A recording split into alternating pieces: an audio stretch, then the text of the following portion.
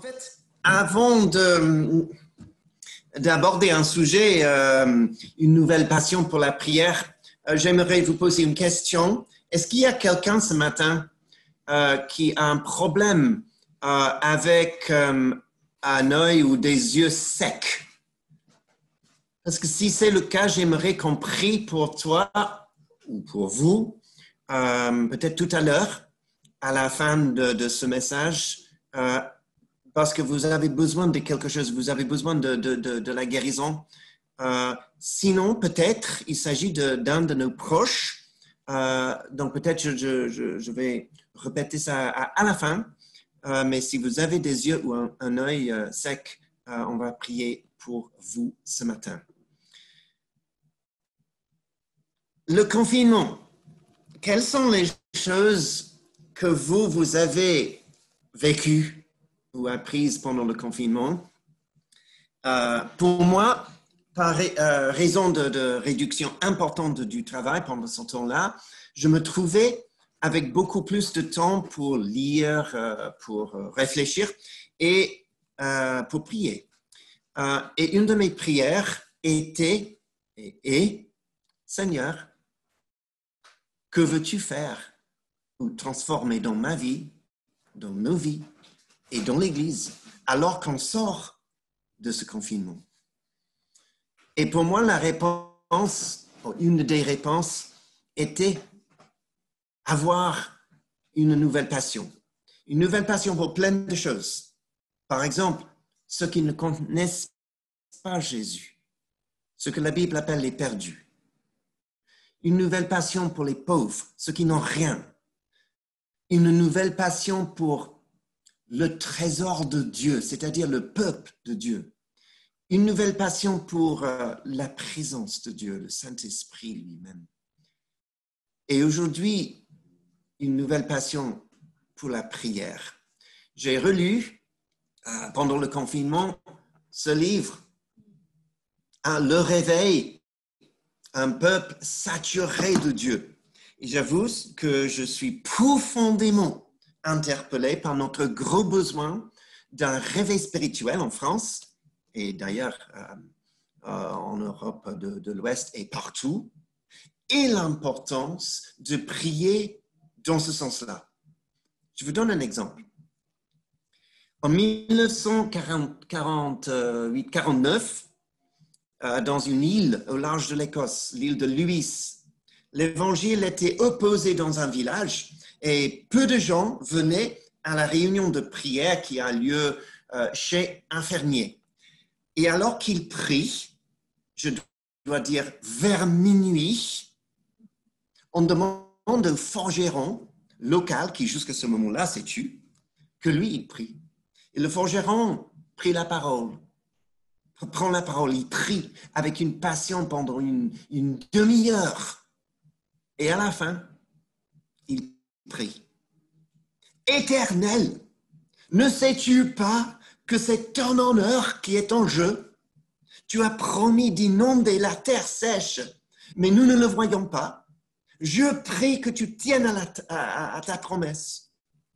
Et à ce moment-là, la maison en granit est ébranlée comme une feuille.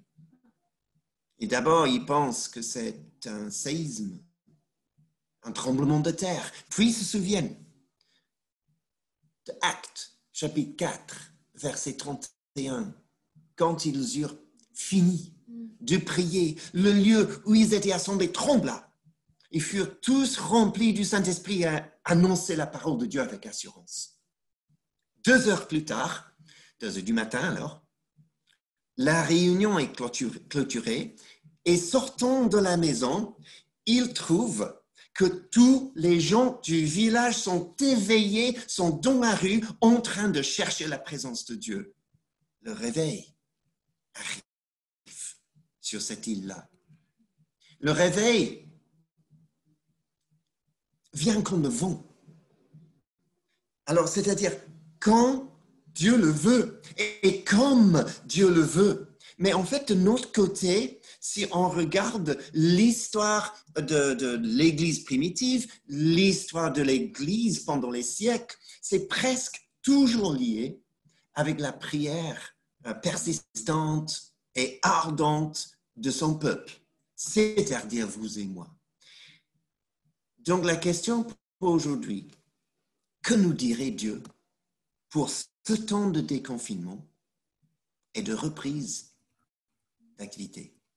Je vais lire le passage, Acte 4, versets 23 jusqu'à 31, et puis on va étudier un tout petit peu le passage.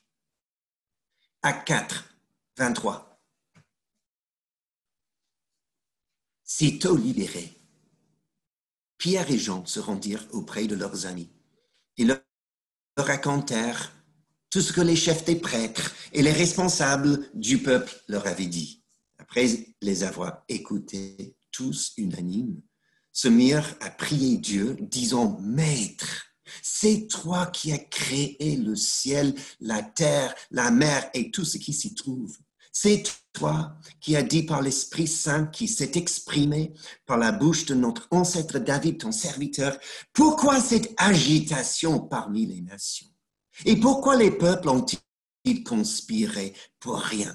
Les rois de la terre se sont soulevés et les chefs se sont ligués contre le Seigneur et son Christ. Il est bien vrai qu'Hérode et Ponce Pilate se sont ligués avec les nations et les peuples d'Israël contre ton saint serviteur Jésus le Christ. Ils ont accompli tout ce que ta main et ta volonté avaient décidé d'avance. Maintenant, Seigneur, vois comme ils nous menacent et donne à tes serviteurs la force d'annoncer ta parole avec une pleine assurance.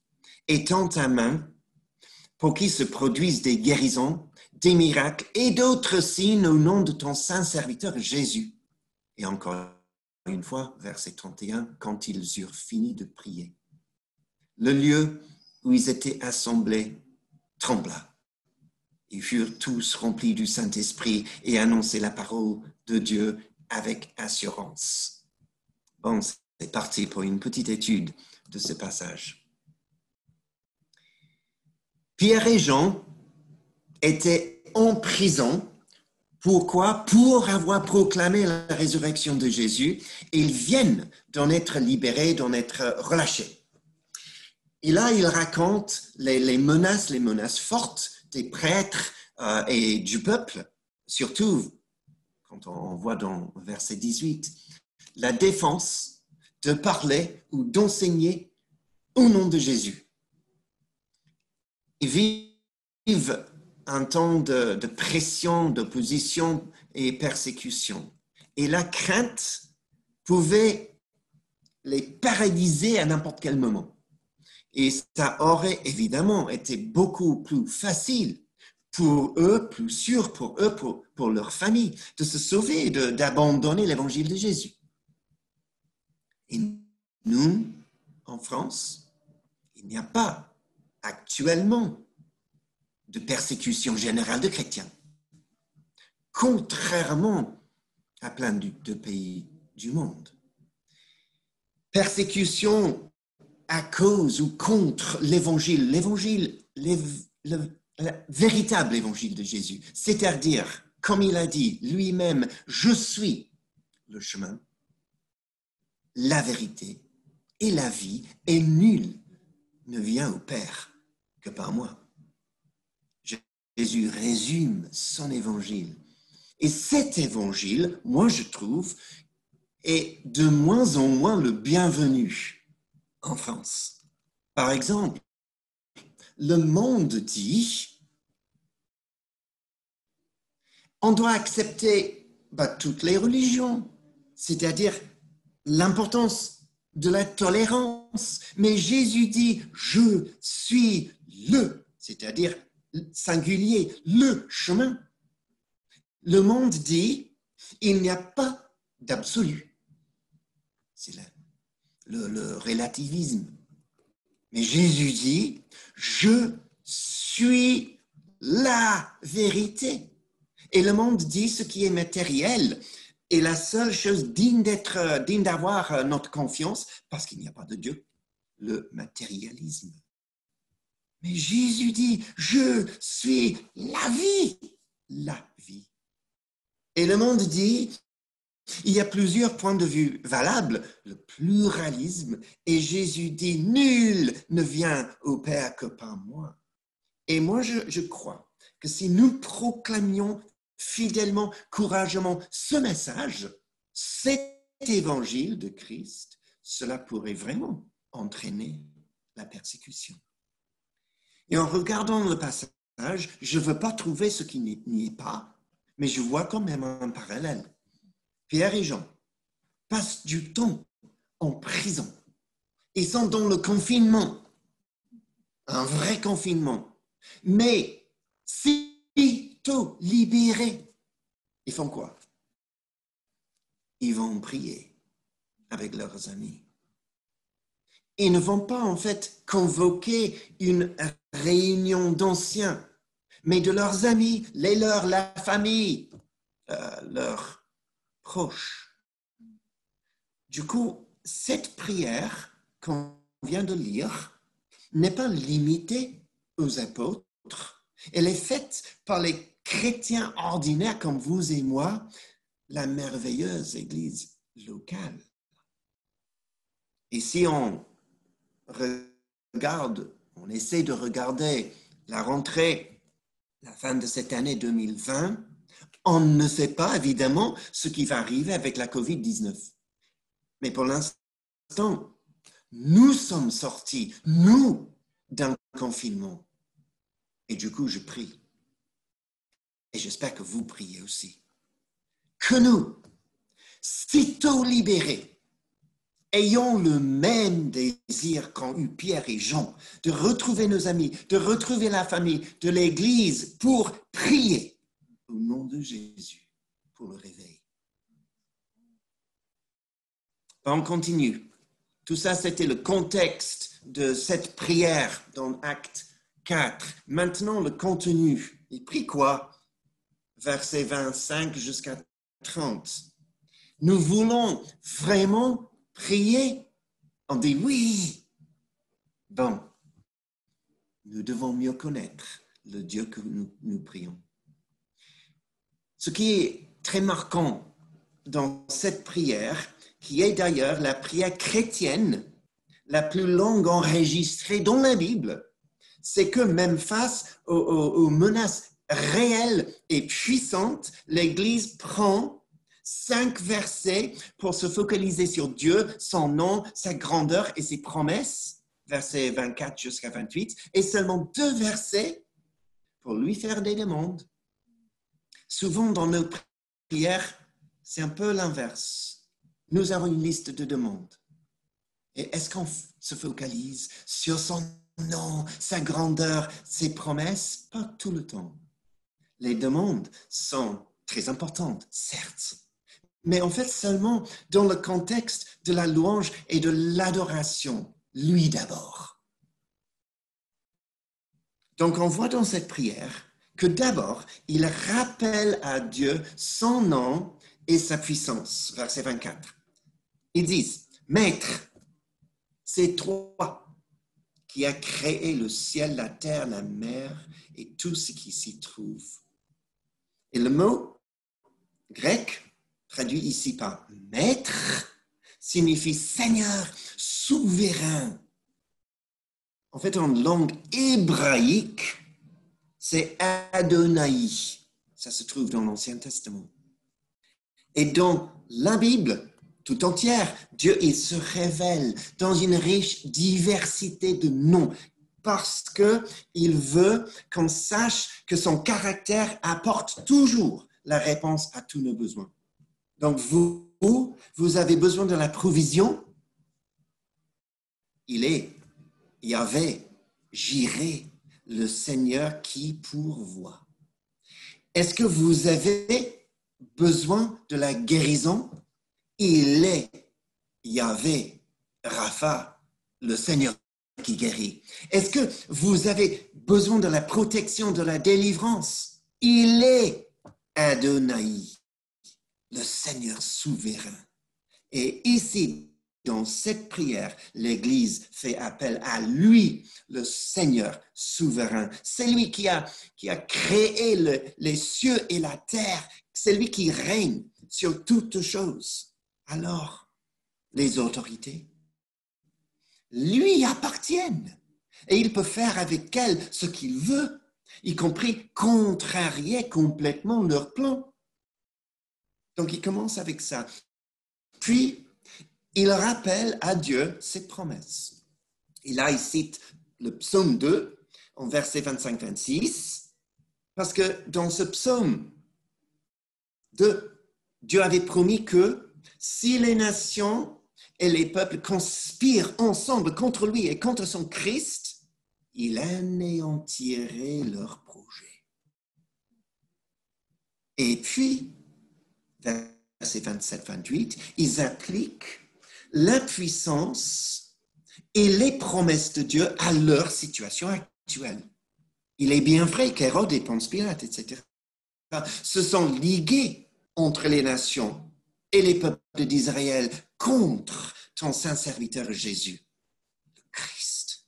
Ils ont accompli tout ce que ta main et ta volonté avaient décidé d'avance.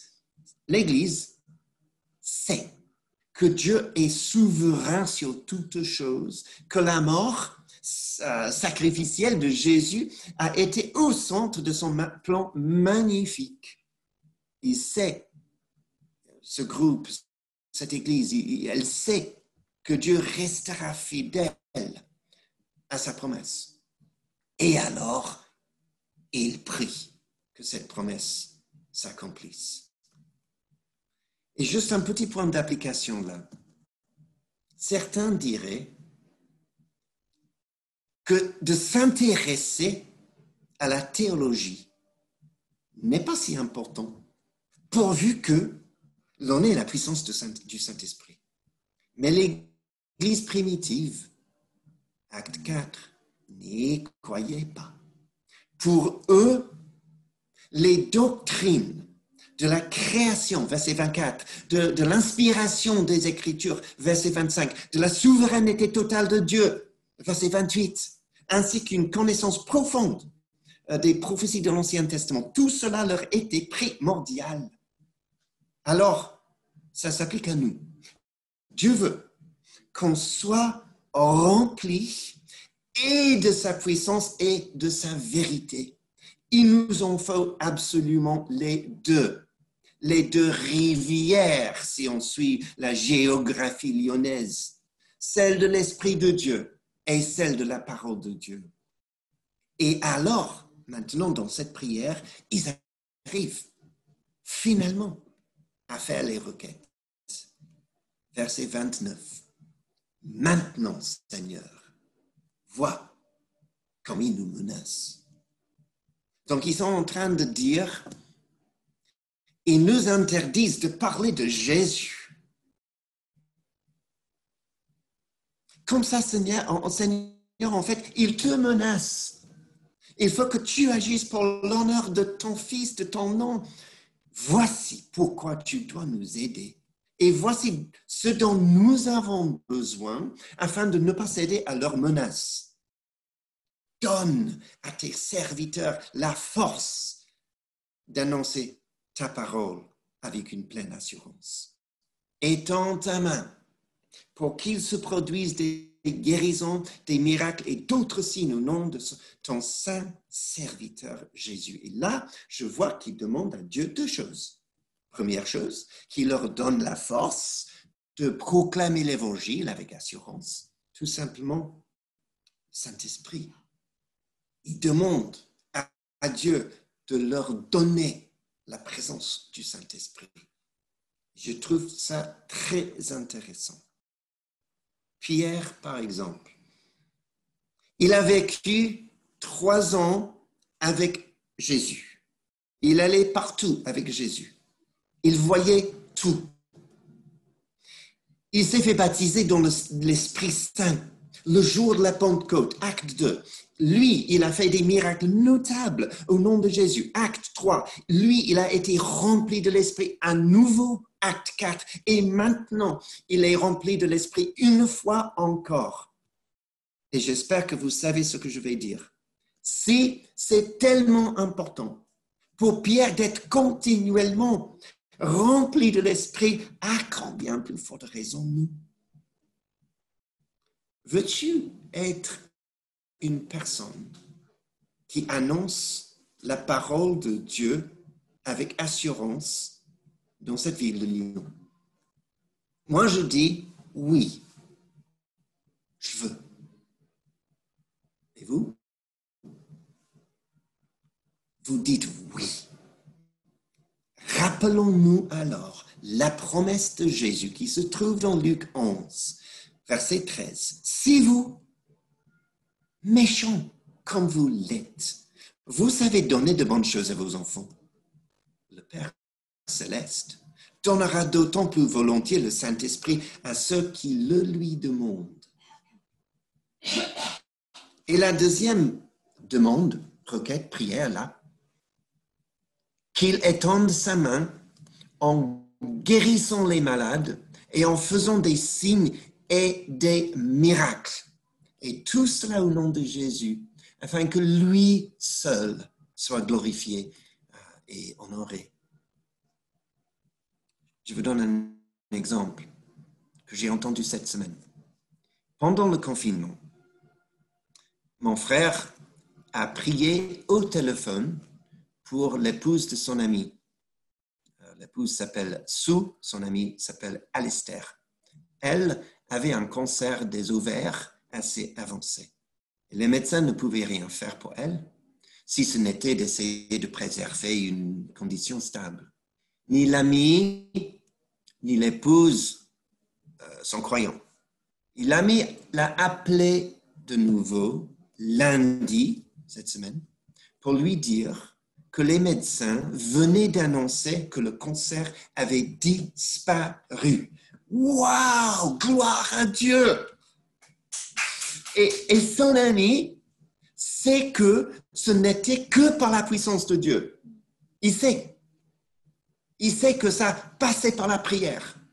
Et mon frère prie maintenant, nous aussi, que ce couple, Sue et Alistair, donnent leur vie à Jésus, ce qui sera un miracle même plus grand. Qu'il étende sa main en guérissant les malades et en faisant des signes et des miracles pour la gloire de Jésus. C'est la deuxième demande. Nous, on va faire quoi? Nous, on va prier. Nous, on va prier pour un déversement de l'esprit sur Lyon et sur la France. Nous, on va prier pour que nous puissions tous proclamer avec audace le nom de Jésus. J'aimerais souligner le mot « tous ». Que nous puissions tous proclamer le nom de Jésus. Et que Dieu étende sa main pour faire des guérisons, des miracles, afin que le nom de Jésus soit glorifié. Et si c'est ça que nous voulons, c'est comme cela que nous devrions prier. Et de façon, je crois, persistante et ardente, seule et ensemble. Et finalement, on arrive aux conséquences de cette prière, verset 31. Le jour de la Pentecôte a beau été le premier grand déversement de l'Esprit sur l'Église. L'Église est née. Nous en avons évidemment un autre, et ici. 31, encore une fois, quand ils eurent fini de prier, le lieu où ils étaient assemblés trembla. Ils furent tous remplis du Saint-Esprit et annonçaient la parole de Dieu avec assurance. Et dans les deux cas, acte 2, acte 4, les gens prient.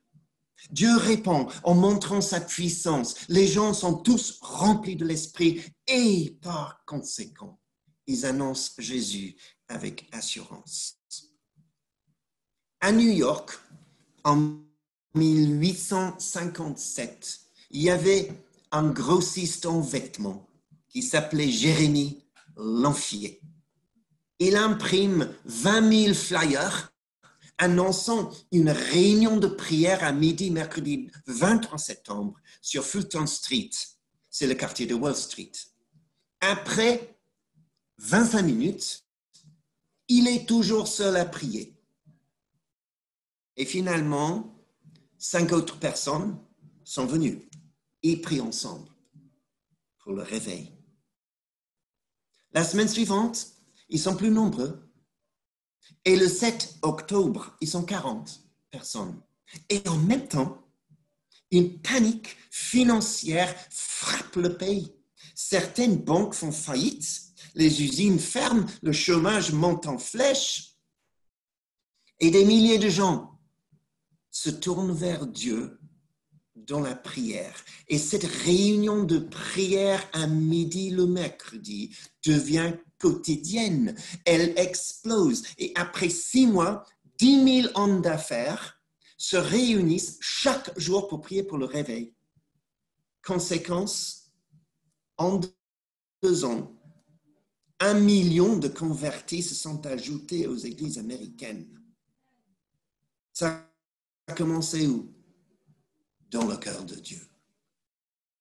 Il a utilisé quoi? La prière. Il y a quelques parallèles, vous ne trouvez pas? Là, les banques font faillite, les usines ferment, le chômage monte. Il est probable que, à cause de la COVID-19, des milliers d'entreprises en France feront faillite. Des centaines de milliers se trouveront au chômage, juste comme en 1857. Mais le peuple de Dieu se tournera-t-il vers la prière ou pas? J'aimerais revenir sur les 2 premiers mots, sitôt libéré. Ils sont allés trouver les amis pour prier, sitôt libéré. J'aimerais compris.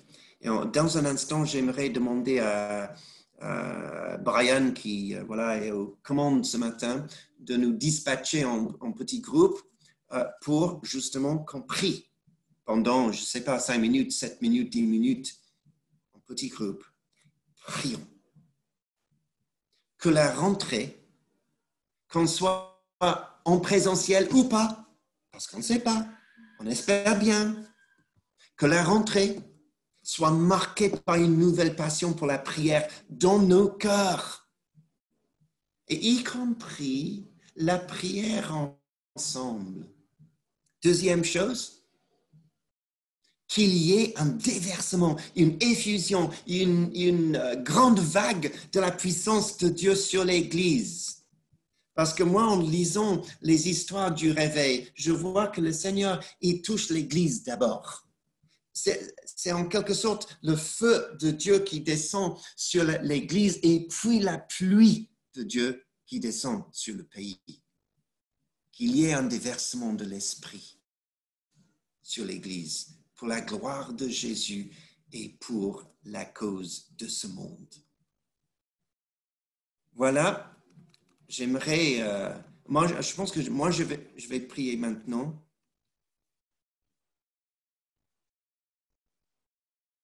Et puis, on peut prier ensemble en petit groupe. J'aimerais vous rappeler la parole que j'ai partagée au début.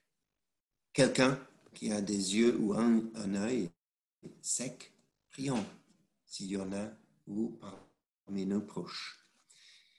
Seigneur, je prie que tu fasses quelque chose dans nos cœurs, qu'un désir, une envie de prier vienne de toi,